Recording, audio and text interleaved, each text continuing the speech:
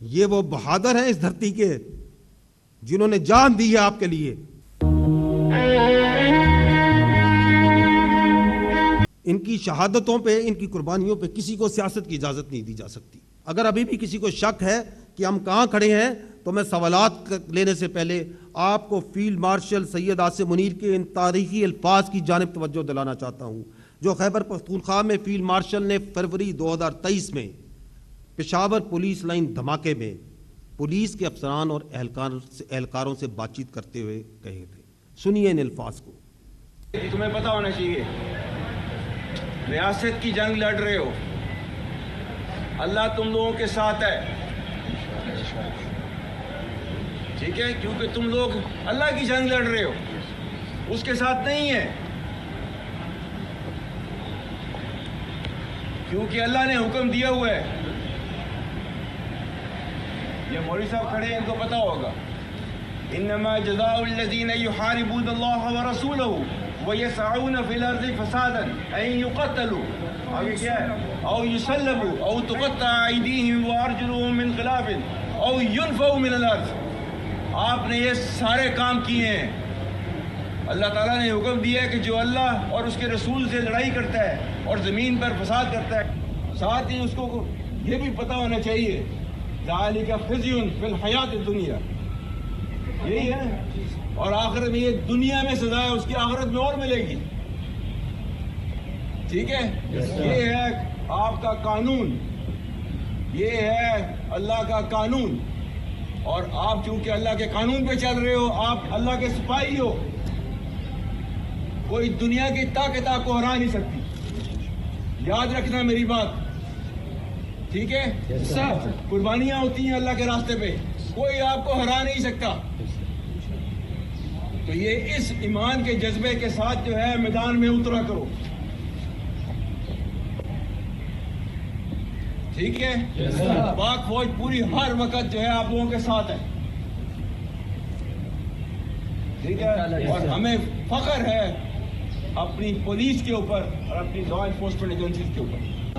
کے P police زندہ باد، پاکستان آرمی زندہ باد، پاکستان زندہ باد. گڈ، شاباش. پاکستان زندہ باد، پاکستان زندہ باد، پاکستان زندہ باد، پاک زندہ باد. 2023 میں بھی ہم یہاں کھڑے تھے، آج بھی ہم یہاں کھڑے ہیں. پاکستان زندہ باد رہے گا، خیبر پختونخوا زندہ باد رہے گا. اس حقیقت کو کوئی نہیں چینج کر سکتا. حکومت تھی اور وہی لوگ آج تک بھی ہیں، تو کیا وجہ ہے کہ ان کو انگیج نہیں کیا گیا، یا ان کو اتنی یہ جو حالات ہے یہ نہیں بتایا گیا کہ سب سے زیادہ جو تباہی ہے وہ یہاں پہ ہو رہی ہے؟ اور دوسرا، آج پھر وہ انہی لوگوں سے مدد مانگ رہے ہیں جن کی سرزمین ہمارے خلاف استعمال ہو رہی. یہ سوال آپ کیوں نہیں کرتے ان سے؟ یو آر دی میڈیا، آپ اس ملک کے عوام ہیں، کہ وہ کون سی سیاسی مصلحت ہے جس کی وجہ سے انہوں نے خود یہ ڈاکومنٹ بنائی، انہوں نے خود اس ڈاکومنٹ کا احاطہ کیا جو 14 نکات ہیں، اور وہ خود ڈیلی اس پہ عمل نہیں کرتے. اس کی وجہ کیا ہے؟ آپ حقیقت جاننا چاہتے ہیں؟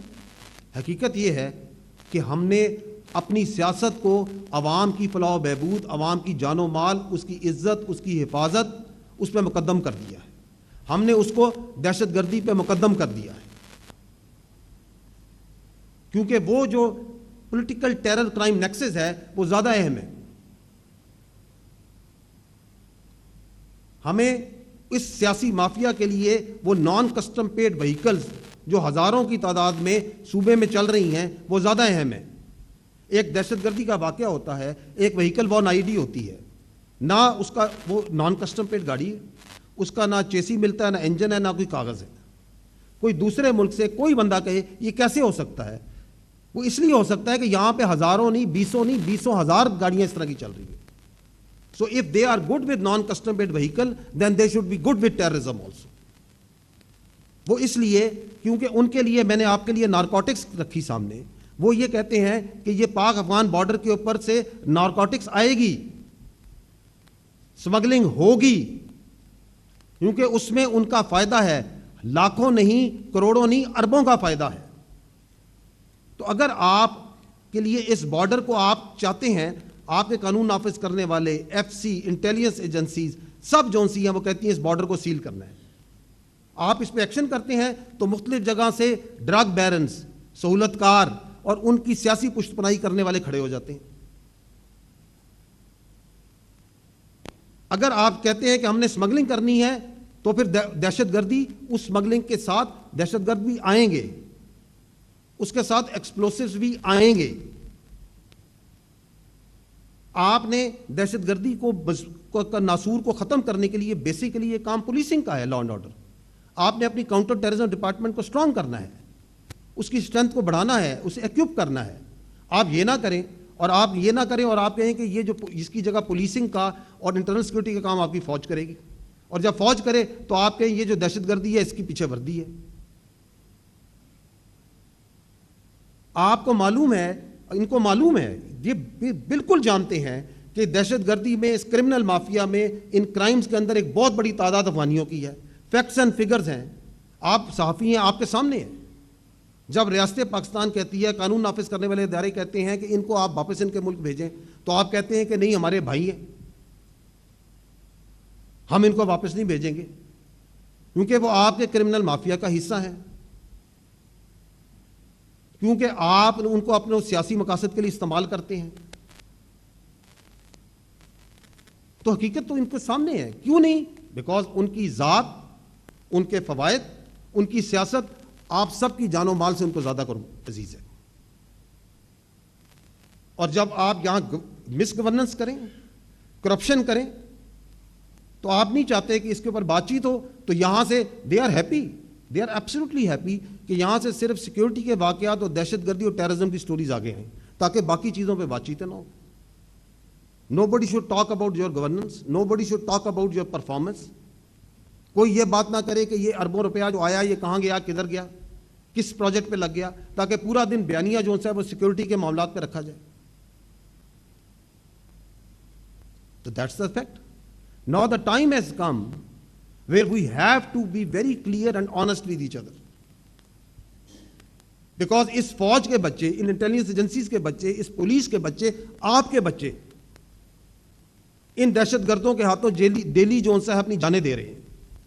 کل بھی دی, پرسوں بھی دی, اس سے پہلے بھی دی. خوبصورت جوان اپنے سینوں پہ گولیاں کھا رہے ہیں تاکہ ان کی سیاست چلتی رہے, تاکہ یہ لوگوں کو گمراہ کرتے رہے. This has to end. This status quo will not be tolerated anymore. That's the simple, short and clear answer.